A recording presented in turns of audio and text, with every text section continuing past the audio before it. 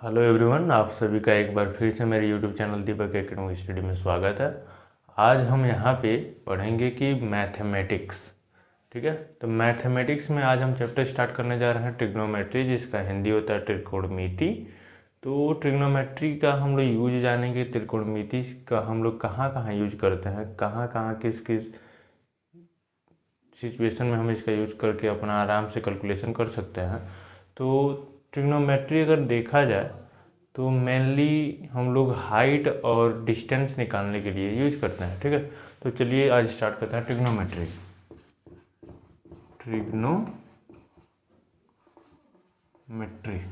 ठीक है, ट्रिग्नोमेट्री का हिंदी होता है त्रिकोणमिति, आप सबको पता है। और ट्रिग्नोमेट्री अगर देखा जाए तो आपने पिछले क्लासेस में पढ़ा होगा कि राइट ट्रायंगल क्या होता है। ठीक है, राइट ट्रायंगल क्या होता है। तो राइट ट्रायंगल आपने देखा होगा कि उसमें ये एक ट्रायंगल है जिसका एक कोण होता है 90 डिग्री में, इसका एक एंगल कितना होता है 90 डिग्री का। ठीक है, ये कोई भी हो सकता है, लेकिन उसका एक कोण हमेशा 90 डिग्री होगा, तभी वो क्या होगा राइट ट्रायंगल होगा, मतलब समकोण त्रिभुज जिसको हिंदी में बोलते हैं। तो ट्रिग्नोमेट्री इन्हीं तीन भुजाओं के, इस जो त्रिभुज है इसी के तीन भुजाओं और कोण के अनुपात होते हैं। तो इसमें अगर देखा जाए तो ट्रिग्नोमेट्री तीन शब्द से बना है। ट्राई जिसका मतलब होता है तीन, ठीक है, गॉन जिसका मतलब होता है भुजा, और मेट्री को उसमें दिया जाता है, मतलब मेट्री का आप समझ सकते हैं मेट्रियन होता है, जिसका मतलब होता है कि माप। तो तीन भुजाओं का माप ही क्या कहलाता है, ट्रिग्नोमेट्री कहलाता है। ठीक है, अगर मान लीजिए कि आप कहीं जा रहे हैं, ठीक, मान लीजिए आप कहीं भी गए, किसी ऊंची बिल्डिंग को देखें और आपको पता करना है कि इसकी ऊंचाई कितनी है, नहीं कितनी लंबी है ये बिल्डिंग, तो आप तो ये तो करेंगे नहीं कि जाके उसको नीचे से नापेंगे। ठीक है, तो उसको आसान करने के लिए ये है ट्रिग्नोमेट्री। ठीक है, तो इसमें उसको हम आसानी से माप सकते हैं कि उसकी ऊंचाई कितनी है।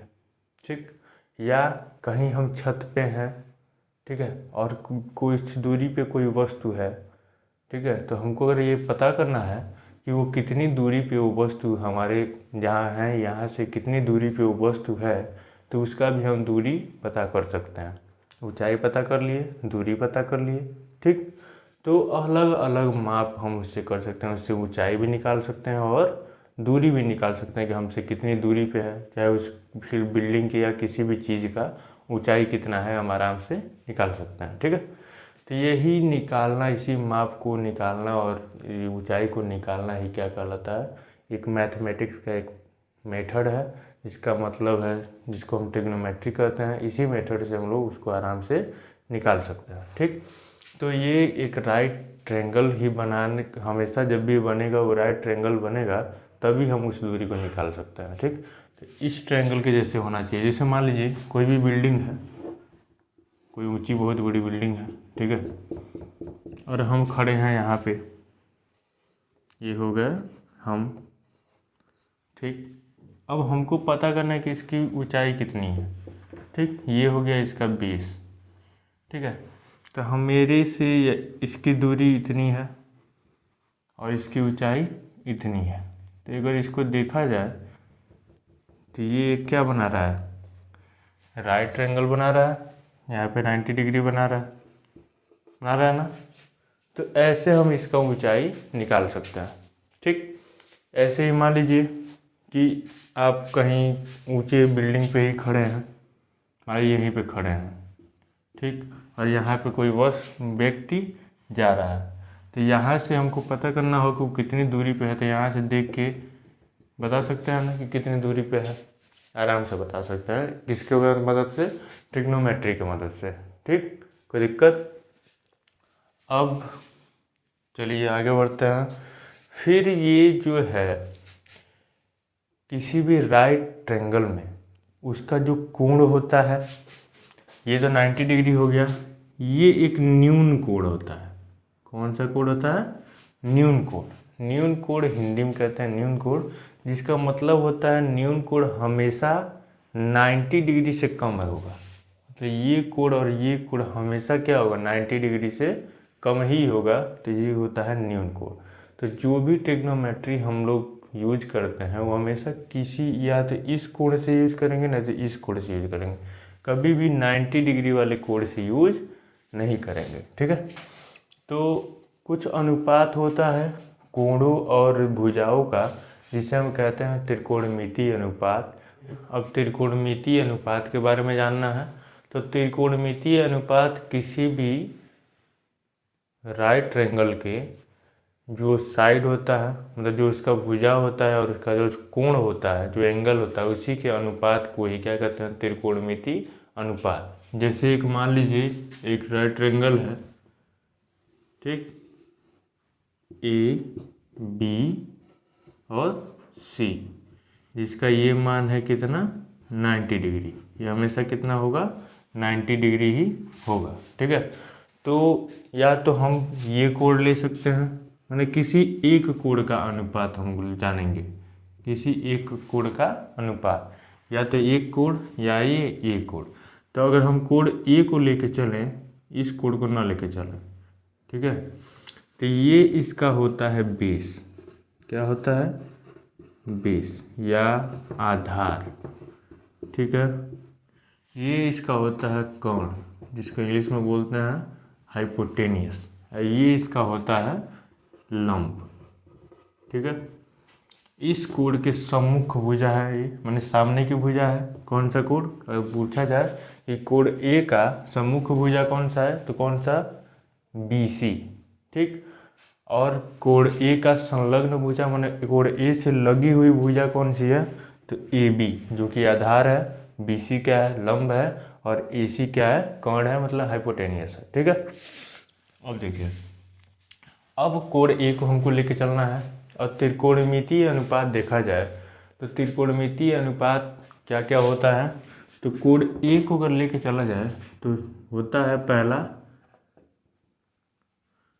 एंगल ए का साइन क्या होता है, इसको कहते हैं साइन। ठीक है, ये होता है लंब बटे कोण।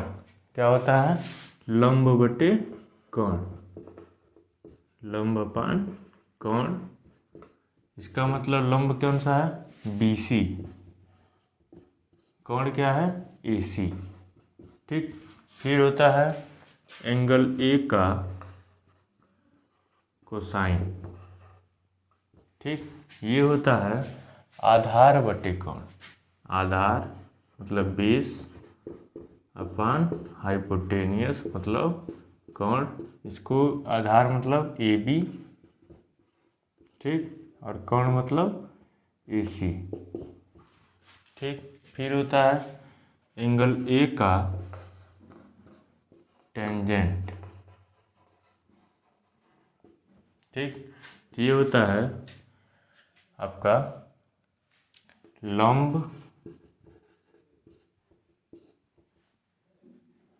बटे आधार। ठीक है, क्या होता है, लंब बटे आधार। तो लंब हो गया आपका BC, आधार क्या हो गया, AB।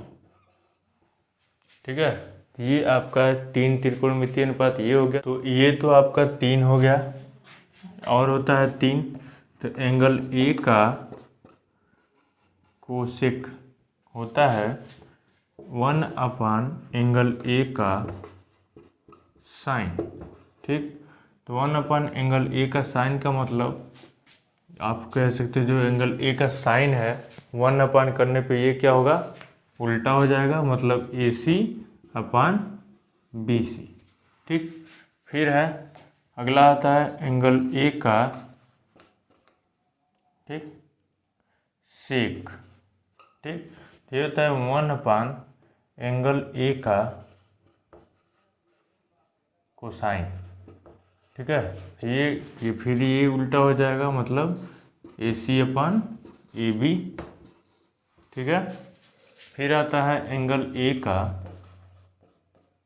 कॉट। ठीक, मैंने को टेंजेंट, काट का मतलब को टेंजेंट, ये होता है 1 एंगल ए का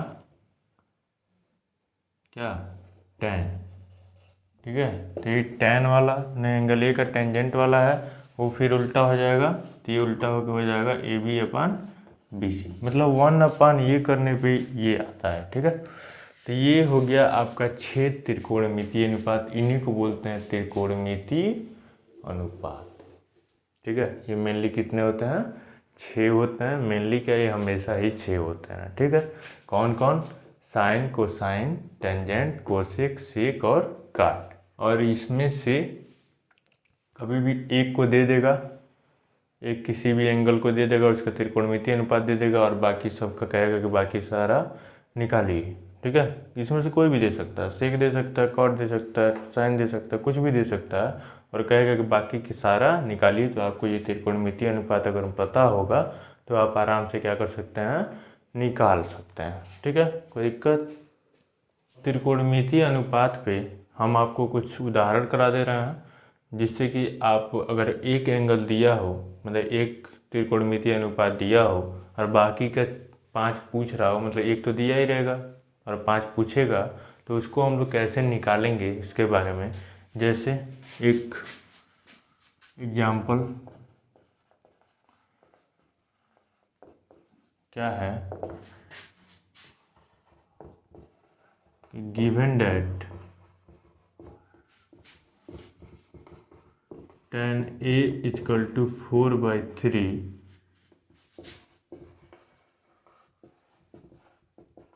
then find all the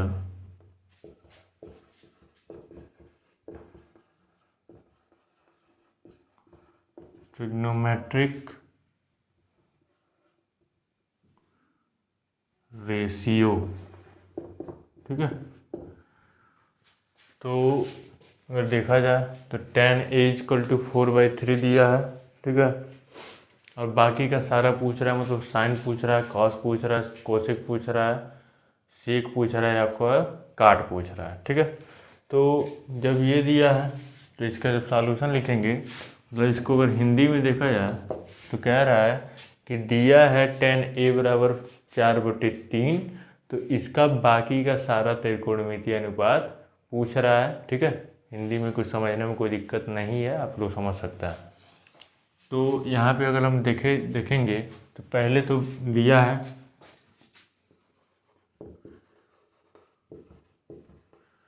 क्या दिया है कि tan A बराबर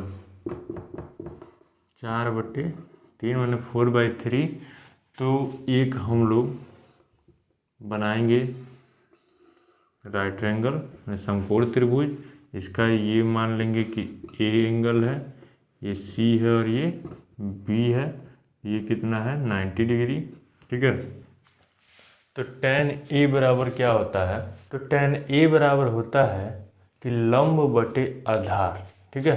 तो लंब है मतलब BC अपान AB, तो BC दिया है कितना 4, AB कितना दिया है 3।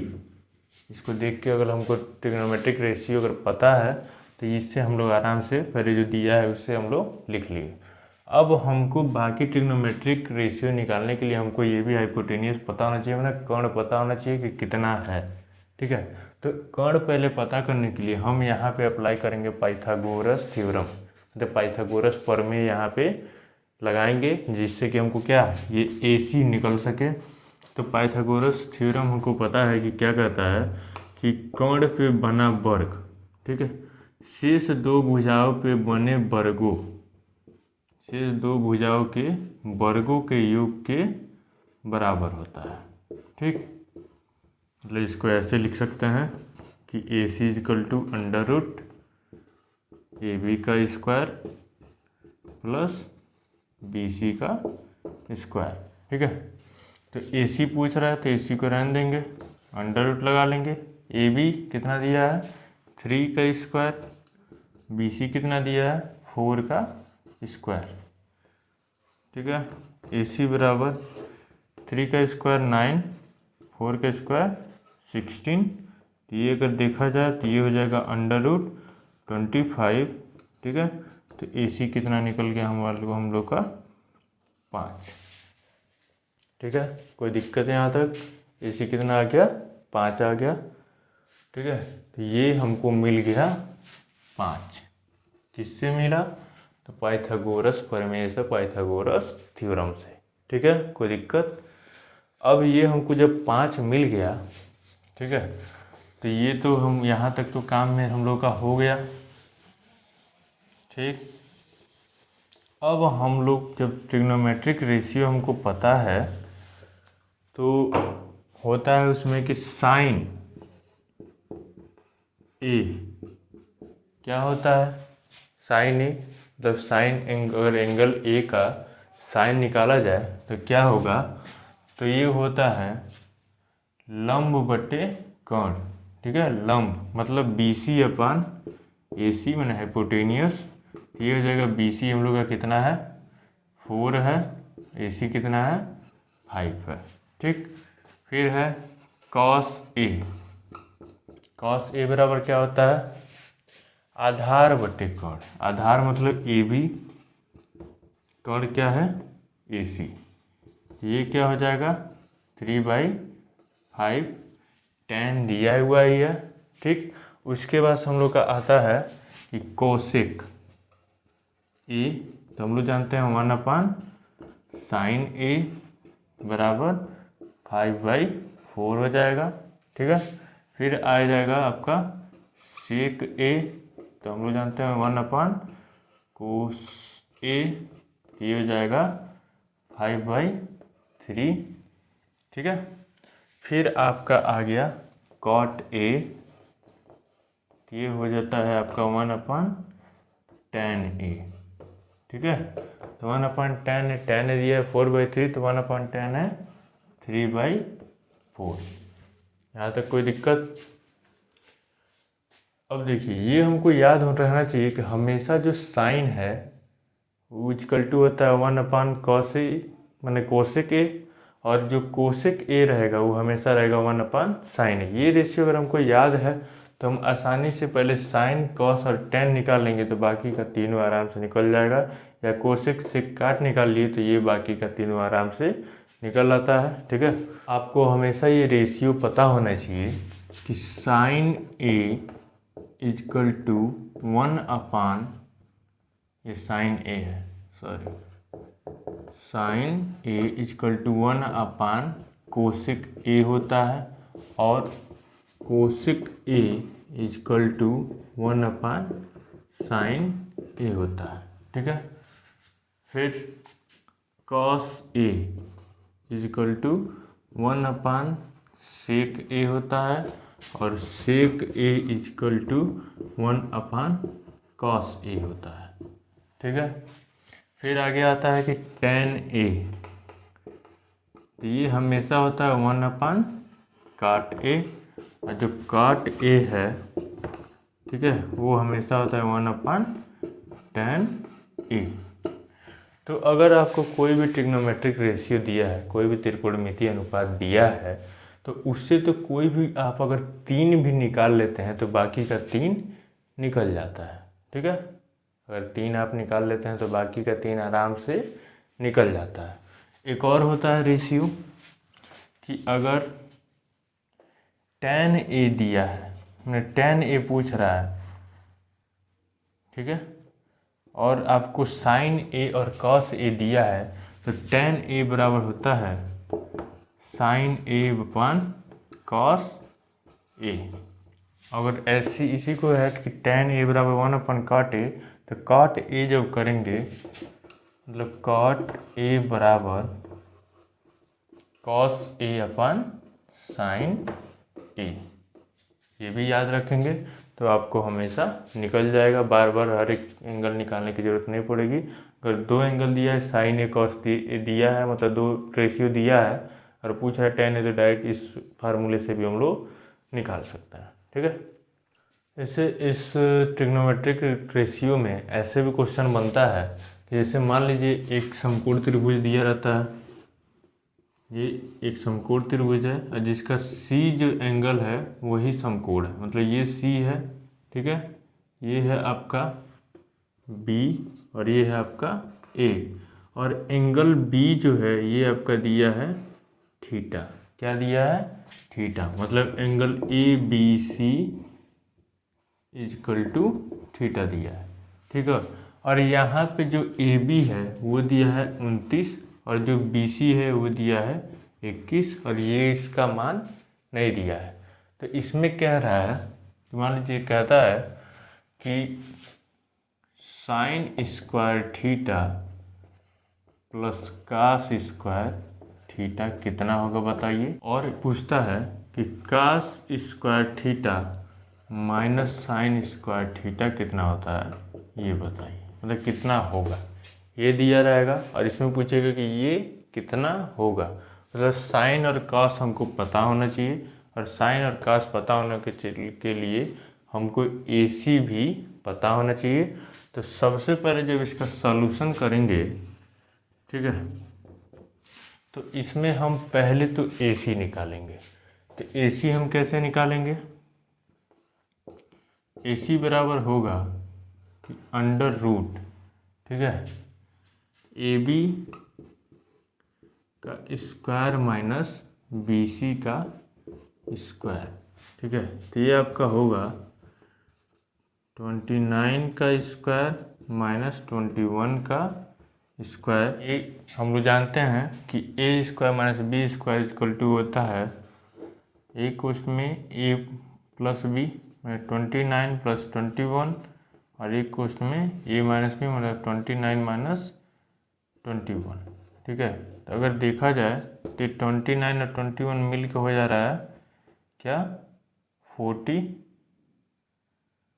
नहीं 9 1 0 2 2 4 1 5, और ये हो जा रहा है आपका 8, ठीक है। तो ये आपका हो गया अंडर रूट 400 और ये आपका हो गया 20, मतलब AC कितना निकल गया 20 निकल गया, ठीक है। इसका मान हमको पता चल गया कितना है 20 है। अब हम यहाँ निकालेंगे कि साइन स्क्वायर थीटा। तो साइन स्क्वायर थीटा का मतलब पहले हमको साइन पता होना चाहिए और कास स्क्वायर थीटा का मतलब पहले हमको कास पता होना चाहिए। ये आप लोगों ने देख लिया। तो साइन स्क्वायर थीटा में साइन थीटा जो होता है वो क्या होता है लंब बटे कोण। तो यहाँ पे लंब क्या है, इस एंगल के सामने की भुजा, मतलब AC अपान AB, ठीक है। AC कितना है 20/29 होगा, ठीक है। फिर होता है cos थीटा इजक्वल टू आधार बटे कोण, मतलब BC अपान AB। ये आपका BC होगा 21, ये अपान 29, ठीक है। ये हमको साइन एंगल पता चल गया और कॉस एंगल पता चल गया, साइन रेशियो पता चल गया और कॉस रेशियो पता चल गया। अब हम इसमें से पहला उठाते हैं कि sine square theta plus cos square theta.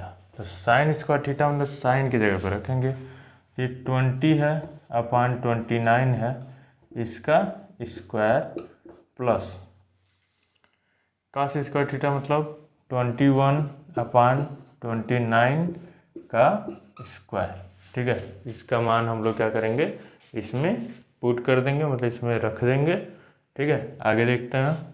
तो अब देखिए ये हो गया। अब इसको जब सॉल्व करेंगे तो ये होगा, नीचे दोनों का बेस बराबर है तो ये हो जाएगा 29 का स्क्वायर और इधर हो जाएगा 20 का स्क्वायर, ये हो जाएगा 21 का स्क्वायर, ठीक है।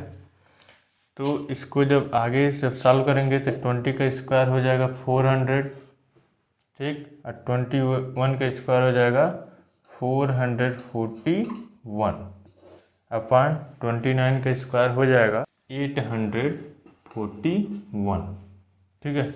इसको हम अब ऊपर लिखते हैं, यहाँ इसको मिटाते हैं।